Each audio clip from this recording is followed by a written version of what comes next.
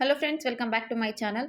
ಎಲ್ರಿಗೂ ಕೂಡ ಒಂದು ಇಂಪಾರ್ಟೆಂಟ್, ಎಲ್ರಿಗೂ ಯೂಸ್ ಆಗುವಂಥ ಒಂದು ಹೊಸ ಇನ್ಫಾರ್ಮೇಷನ್ ಈ ವಿಡಿಯೋದಲ್ಲಿ ನಿಮಗೆ ಸಿಗುತ್ತೆ. ನಾಳೆ ಕರ್ನಾಟಕ ರಾಜ್ಯದ ಬಜೆಟ್ ಮಂಡನೆ ಆಗಲಿದೆ. ಸಿಎಂ ಸಿದ್ದರಾಮಯ್ಯ ಅವರು ಇಲ್ಲಿವರೆಗೂ 15 ಬಾರಿ ಬಜೆಟ್ ಮಂಡನೆ ಮಾಡಿದ್ದಾರೆ. ನಾಳೆ 16ನೇ ಬಜೆಟ್ ಮಂಡನೆ ಮಾಡ್ತಾ ಇದ್ದಾರೆ. ಸೊ ಕರ್ನಾಟಕದಲ್ಲಿ ಒಂದಷ್ಟು ಯೋಜನೆಗಳನ್ನ ಜಾರಿಗೆ ತರುವಂಥದ್ದು, ಒಂದಷ್ಟು ಹಣಗಳನ್ನ ಜಾಸ್ತಿ ಮಾಡುವಂತಹ ನಿರೀಕ್ಷೆ ಹೆಚ್ಚಿಗೆ ಇದೆ. ಇಲ್ಲಿವರೆಗೂ 15 ಬಜೆಟ್ ಮಂಡನೆ ಮಾಡಿದ್ದಾರೆ. ಇದು 16ನೇ ಬಜೆಟ್ ಮತ್ತು ಇದೊಂದು ಇತಿಹಾಸ ನಿರ್ಮಾಣ ಕೂಡ ಆಗ್ತಾ ಇದೆ. ಸೊ ಸಿದ್ದರಾಮಯ್ಯ ಅವರು 2025-26ನೇ ಸಾಲಿನ ಬಜೆಟ್ ನಾಳೆ ಮಾರ್ಚ್ 7ನೇ ತಾರೀಕು ಮಂಡನೆ ಮಾಡ್ತಾ ಇದ್ದಾರೆ.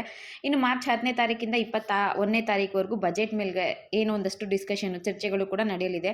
ಸಿಎಂ ಸಿದ್ದರಾಮಯ್ಯ ಅವರು 1994ರಲ್ಲಿ ಕರ್ನಾಟಕದ ಹಣಕಾಸು ಸಚಿವರಾಗಿ ಮೊದಲ ಬಜೆಟ್ ಮಂಡನೆ ಜೊತೆಗೆ ವರ್ಷದಿಂದ ವರ್ಷಕ್ಕೆ ಬಜೆಟ್ನ ಗಾತ್ರ ಜಾಸ್ತಿ ಆಗ್ತಾ ಇದೆ. ಈ ವರ್ಷದ ಬಜೆಟ್ 4 ಲಕ್ಷ ಕೋಟಿಗಿಂತ ಹೆಚ್ಚಿಗೆ ಇರುತ್ತೆ ಅಂತ ಹೇಳ್ತಾ ಇದ್ದಾರೆ. ಹೋದ ವರ್ಷ 3.71 ಕೋಟಿಗಿಂತ ಹೆಚ್ಚಿಗೆ ಇತ್ತು ಬಜೆಟ್ ಗಾತ್ರ. ಈ ಸಲ 4 ಲಕ್ಷ ಕೋಟಿಗಿಂತ ಜಾಸ್ತಿ ಇರುತ್ತೆ ಅಂತ ಹೇಳ್ತಾ ಇದ್ದಾರೆ. ಜೊತೆಗೆ ವರ್ಷದಿಂದ ವರ್ಷಕ್ಕೆ ಬಜೆಟ್ನ ಗಾತ್ರ ಜಾಸ್ತಿ ಆಗ್ತಾ ಇದೆ. ಆರ್ಥಿಕ ಚಟುವಟಿಕೆಗಳು ನಮ್ಮಲ್ಲಿ ಪ್ರಗತಿಯಲ್ಲಿವೆ ಮತ್ತು ಇದು ಪ್ರಗತಿಯ ಪ್ರತೀಕ ಅಂತ ಕೂಡ ಹೇಳ್ತಾ ಇದ್ದಾರೆ. ರಾಜ್ಯದ ವಿತ್ತ ನಿರ್ವಹಣೆ ಮತ್ತು ವೆಚ್ಚದ ಗಾತ್ರ ಆರ್ಥಿಕ ಅಭಿವೃದ್ಧಿ ಮತ್ತು ಅಭಿವೃದ್ಧಿಯತ್ತ ಸಾಲವನ್ನು ಸ್ಪಷ್ಟನೆಪಡಿಸುತ್ತದೆ ಅನ್ನೋದು ಕೂಡ ಬಜೆಟ್ನ ಮುಖ್ಯ ಉದ್ದೇಶ ಆಗಿರುತ್ತೆ. ಇನ್ನು ಬಜೆಟ್ ಗಾತ್ರ ನಾನು ಈಗಾಗಲೇ ಹೇಳಿದೆ, 4 ಲಕ್ಷ ಕೋಟಿಯನ್ನು ಮೀರುವಂತ ಸಾಧ್ಯತೆ ಇದೆ. ಹಾಗೆ ಈ ಬಾರಿಯ ಬಜೆಟ್ ಮೇಲೆ ಬಹಳ ನಿರೀಕ್ಷೆ ಇದೆ. ಗೃಹಲಕ್ಷ್ಮಿ ಹಣ ಹೆಚ್ಚಿಗೆ ಮಾಡ್ತಾರೆ, ಪಿಂಚಣಿ ಹಣನ ಡಬಲ್ ಮಾಡ್ತಾರೆ, ಗಂಡಸರಿಗೂ ಕೂಡ ಫ್ರೀ ಬಸ್, ಅಂದರೆ ಸುಮಾರು ಜನ ರಿಕ್ವೆಸ್ಟ್ ಮಾಡ್ತಾ ಇದ್ರು 60 ವರ್ಷ ಮೇಲ್ಪಟ್ಟಂಥವರಿಗಾದರೂ ಫ್ರೀ ಬಸ್ನ ಕೊಡಿ, ಅಥವಾ ಸ್ಕೂಲ್ಗೆ ಹೋಗೋ ವಿದ್ಯಾರ್ಥಿಗಳಿಗೆ ಫ್ರೀ ಬಸ್ನ ಕೊಡಿ. ಮತ್ತು ಯುಟಿ ಖಾದರ್ ಅವರು ಕೂಡ ಒಂದು ರಿಕ್ವೆಸ್ಟ್ನ ಹಾಕಿದ್ರು, ಡಯಾಲಿಸಿಸ್ಗೆ ಹೋಗೋಂಥವರಿಗೆ ಪತ್ರ ಇರೋಂಥವರಿಗೆ ದಯವಿಟ್ಟು ಫ್ರೀ ಬಸ್ಸಲ್ಲಿ ಅನುಕೂಲ ಮಾಡಿಕೊಡಿ, ಅವರಿಗೂ ಓಡಾಡೋದಕ್ಕೆ. ಪ್ರತಿ ವಾರಕ್ಕೆ 2-3 ಸಲ ಓಡಾಡೋದ್ರಿಂದ ಅವ್ರಿಗೆ ಸ್ವಲ್ಪ ಕಷ್ಟ ಆಗುತ್ತೆ, ಫ್ರೀ ಬಸ್ ಅವ್ರಿಗೆ ಮಾಡಿಕೊಟ್ರೆ ಅನುಕೂಲ ಆಗುತ್ತೆ ಅಂತ. ಸೊ ಅಂಥದ್ರಲ್ಲಿ ಏನಾದರೂ ಗುಡ್ ನ್ಯೂಸ್ನ ಕೊಡ್ತಾರಾ ಅನ್ನೋದು. ಇನ್ನು ಪಿಂಚಣಿ ಹಣ ಹೆಚ್ಚಿಗೆ ಮಾಡೋದ್ರ ಬಗ್ಗೆ ಸುಮಾರು ವರ್ಷಗಳಿಂದ ರಿಕ್ವೆಸ್ಟ್ಗಳು ಹೋಗ್ತಾನೆ ಇದ್ದಾವೆ. ಅದ್ರ ಬಗ್ಗೆ ಏನಾದರೂ ಡಿಸಿಷನ್ ತಗೊಂತಾರ ಅನ್ನೋದು ಇದೆ. ಮತ್ತು ಸಾಲ ಮನ್ನಾ, ರೈತರಿಗೆ ಸಾಲ ಮನ್ನಾ ಮಾಡೋದ್ರ ಬಗ್ಗೆ, ಮೈಕ್ರೋ ಫೈನಾನ್ಸ್ಗಳ ಬಗ್ಗೆ ಒಂದಷ್ಟು ಕ್ಯೂರಿಯಾಸಿಟಿಗಳಂತೂ ಖಂಡಿತವಾಗ್ಲೂ ಇದೆ. ನಾಳೆ ಬಜೆಟಲ್ಲಿ ಏನೇನು ಇರಬಹುದು ಅನ್ನೋ ಒಂದಷ್ಟು ಯೋಜನೆಗಳ ಮುಂದಾಲೋಚನೆಯಲ್ಲಿ ಈ ವಿಡಿಯೋ ಇರುತ್ತೆ. ಇದರಲ್ಲಿ ಏನೇನು ಆಗಬಹುದು ಅನ್ನೋ ಸದ್ಯಕ್ಕೆ ಸಿಕ್ಕಿರುವಂಥ ಮಾಹಿತಿಯನ್ನು ತಿಳಿಸ್ಕೊಳ್ಳಲಾಗ್ತಿದೆ. ಮೊದಲನೇದಾಗಿ ಡಬಲ್ ಪಿಂಚಣಿ ಬಗ್ಗೆ, ಪಿಂಚಣಿ ಹಣ ಹೆಚ್ಚಿಗೆ ಮಾಡೋದ್ರ ಬಗ್ಗೆ. ಕರ್ನಾಟಕದಲ್ಲಿ ವಿವಿಧ ರೀತಿಯ ಪಿಂಚಣಿಗಳು ಜಾರಿಯಲ್ಲಿವೆ. 60 ವರ್ಷ ಮೇಲ್ಪಟ್ಟಂಥವರಿಗೆ ವೃದ್ಧಾಪ್ಯ ವೇತನ, ಮದುವೆ ಆಗದೆ ಇರುವಂಥ ಹೆಣ್ಮಕ್ಳಿಗೆ ಮನಸ್ವಿನಿ ಯೋಜನೆ ಅಡಿಯಲ್ಲಿ ಪೆನ್ಷನ್ ಅಮೌಂಟ್ ಬರ್ತಾ ಇದೆ. ಗಂಡ ತೀರೋಗಿರುವಂತಹ ವಿಧವಾ ಮಹಿಳೆಯರಿಗೆ ವಿಧವಾ ವೇತನ ಅಂತ ಸ್ವಲ್ಪ ಪೆನ್ಷನ್ ಅಮೌಂಟ್ ಬರ್ತಾ ಇದೆ. ಜೊತೆಗೆ 75 ವರ್ಷ ಮೇಲ್ಪಟ್ಟಂಥವರಿಗೆ ಸಂಧ್ಯಾ ಸುರಕ್ಷೆ ಯೋಜನೆ ಅಡಿಯಲ್ಲಿ ಪೆನ್ಷನ್ ಅಮೌಂಟ್ ಬರ್ತಾ ಇದೆ. ಆಮೇಲೆ ಅಂಗವಿಕಲ ವೇತನ ಬರ್ತಾ ಇದೆ. ವಿವಿಧ ರೀತಿಯ ಪೆನ್ಷನ್ ಅಮೌಂಟ್ಗಳು ಕರ್ನಾಟಕದಲ್ಲಿ ಜಾರಿಯಲ್ಲಿದ್ದಾವೆ. ಮತ್ತು ಇವರೆಲ್ಲರೂ ಕೂಡ ಸುಮಾರು ವರ್ಷಗಳಿಂದನೇ ಪೆನ್ಷನ್ ಅಮೌಂಟು ಜಾಸ್ತಿ ಮಾಡೋದ್ರ ಬಗ್ಗೆ ಸರ್ಕಾರಕ್ಕೆ ಒಂದು ರಿಕ್ವೆಸ್ಟ್ನ ಮಾಡ್ತಾ ಇದ್ದಾರೆ. ಈ ಬಾರಿ ಬಜೆಟ್ನಲ್ಲಿ ಅಲ್ಪ ಸ್ವಲ್ಪ ಆದರೂ ಪೆನ್ಷನ್ ಅಮೌಂಟ್ನ ಜಾಸ್ತಿ ಮಾಡುವಂತಹ ನಿರೀಕ್ಷೆ ಇದೆ ಅಂತ ಹೇಳಲಾಗ್ತಾ ಇದೆ. ಅದರಲ್ಲೂ ಕೂಡ ಮುಖ್ಯವಾಗಿ ವೃದ್ಧಾಪ್ಯ ವೇತನ ಏನು ಪಡಿತಾ ಇದ್ದಾರೆ ಆ ಪೆನ್ಷನ್ ಅಮೌಂಟ್ನ ಜಾಸ್ತಿ ಮಾಡೋ ಅನ್ನೋದು ಮುಖ್ಯ ಉದ್ದೇಶ ಆಗಿರುತ್ತೆ. ಸೊ ಪೆನ್ಷನ್ ಅಮೌಂಟ್ನ ಜಾಸ್ತಿ ಮಾಡಬಹುದು ಅನ್ನೋ ನಿರೀಕ್ಷೆ ಇದೆ. ಹೆಚ್ಚಾಗುತ್ತೋ ಅಥವಾ ಇಲ್ವೋ ಅನ್ನೋದು ನಾಳೆ ಬಜೆಟಲ್ಲಿ ನಿಮಗೆ ಖಂಡಿತವಾಗ್ಲೂ ಗೊತ್ತಾಗುತ್ತೆ.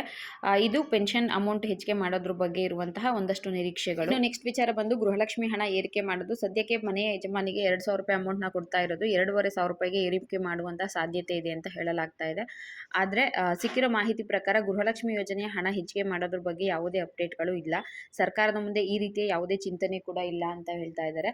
ಆದರೆ ಸರ್ಕಾರ ಏನು ಒಂದು ಕ್ಲಾರಿಟಿ ಕೊಟ್ಟಿದೆ ಅಂದರೆ, ಗೃಹಲಕ್ಷ್ಮಿ ಯೋಜನೆ ಆಗಿರಬಹುದು, 5 ಗ್ಯಾರಂಟಿ ಯೋಜನೆಗಳನ್ನ ಯಾವುದೇ ಕಾರಣಕ್ಕೂ ನಾವು ಕ್ಯಾನ್ಸಲ್ ಮಾಡೋದಿಲ್ಲ, 5 ವರ್ಷ ಕೂಡ ಕಂಟಿನ್ಯೂ ಮಾಡ್ತೀವಿ ಅಂತ ಹೇಳಿದ್ದಾರೆ.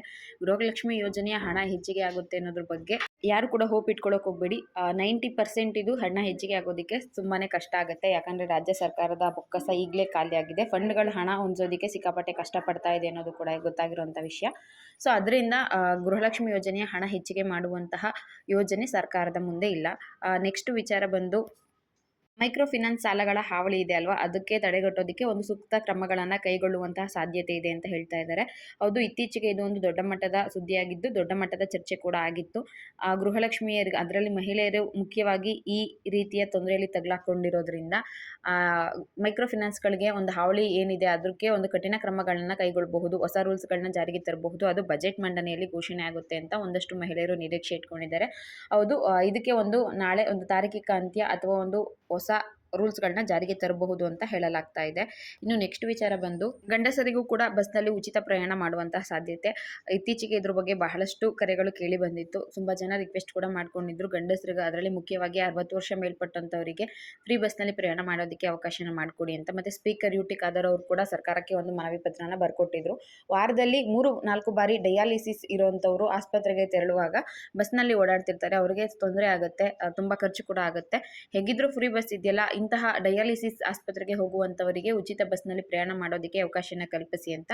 ಮತ್ತೆ ಒಂದಷ್ಟು ಜನ 60 ವರ್ಷ ಮೇಲ್ಪಟ್ಟವರಿಗೆ ಅಥವಾ 70 ವರ್ಷ ಮೇಲ್ಪಟ್ಟಂತಹ ವಯೋವೃದ್ಧರಿಗೆ, ವಯಸ್ಸಾದ ಅಜ್ಜ ಅಜ್ಜಿಯರಿಗೆ ಫ್ರೀ ಬಸ್ನಲ್ಲಿ ಪ್ರಯಾಣ ಮಾಡೋದಕ್ಕೆ ಒಂದು ಅವಕಾಶನ ಕಲ್ಪಿಸಿ ಅಂತ ಕೂಡ ರಿಕ್ವೆಸ್ಟ್ ಮಾಡ್ತಾ ಇದ್ರು. ಇದ್ರ ಬಗ್ಗೆ ಕೂಡ ನಾಳೆ ಒಂದು ನಿರ್ಧಾರ ಕೈಗೊಳ್ಳುವಂತ ಸಾಧ್ಯತೆ ಇದೆ ಅಂತ ಹೇಳಲಾಗ್ತಾ ಇದೆ. ಒಂದೊಳ್ಳೆ ಯೋಜನೆ ಅಂತಾನೆ ಹೇಳ್ಬಹುದು. ವಯಸ್ಸಾದವ್ರಿಗೆ ಏನಾದರೂ ಕೊಟ್ಟರು ಅಂದರೆ ಖಂಡಿತವಾಗ್ಲೂ ಅದು ತುಂಬಾನೇ ಹೆಲ್ಪ್ ಆಗುತ್ತೆ. ಇದು ಒಂದು ನಿರೀಕ್ಷೆ ಇದೆ, ಬಸ್ನಲ್ಲಿ ಗಂಡಸರು ಫ್ರೀಯಾಗಿ ಪ್ರಯಾಣ ಮಾಡೋದಕ್ಕೆ ಅವಕಾಶ ಕಲ್ಪಿಸೋದ್ರ ಬಗ್ಗೆ. ಇದಲ್ಲದೆ ತುಂಬಾ ಜನ ರೈತರು ಸಾಲ ಮನ್ನಾ ಕುರಿತಾಗಿ ಕೂಡ ರಿಕ್ವೆಸ್ಟ್ ಮಾಡ್ತಿದ್ರು. ಸಾಧ್ಯ ಆದಷ್ಟು ಸಾಲ ಮನ್ನಾ ಮಾಡಿ ರೈತರಿಗೆ ಸಹಾಯ ಆಗುವಂತೆ ಹೊಸ ಯೋಜನೆಗಳನ್ನ ಜಾರಿಗೆ ತನ್ನಿ ಅಂತ. ಅದ್ರ ಬಗ್ಗೆ ಕೂಡ ಒಂದಷ್ಟು ನಿರೀಕ್ಷೆಗಳಿದೆ. ನಾಳೆ ಬಜೆಟ್ನಲ್ಲಿ ಇದ್ರ ಬಗ್ಗೆ ಗೊತ್ತಾಗುತ್ತೆ. ಇದಲ್ಲದೆ ನಮಗೆ ಶಿಕ್ಷಣ ಕ್ಷೇತ್ರದಲ್ಲಿ, ನೀರಾವರಿ ಕ್ಷೇತ್ರಕ್ಕೆ, ಜೊತೆಗೆ ಕನ್ನಡ ಮತ್ತು ಸಂಸ್ಕೃತಿ ಇಲಾಖೆಯ ಕ್ಷೇತ್ರಕ್ಕೆ ಒಂದಷ್ಟು ಹಣ ಬಿಡುಗಡೆ ಮಾಡಲಿ ಅಂತ ಅವರು ಕೂಡ ರಿಕ್ವೆಸ್ಟ್ನ ಹಾಕಿದ್ದಾರೆ.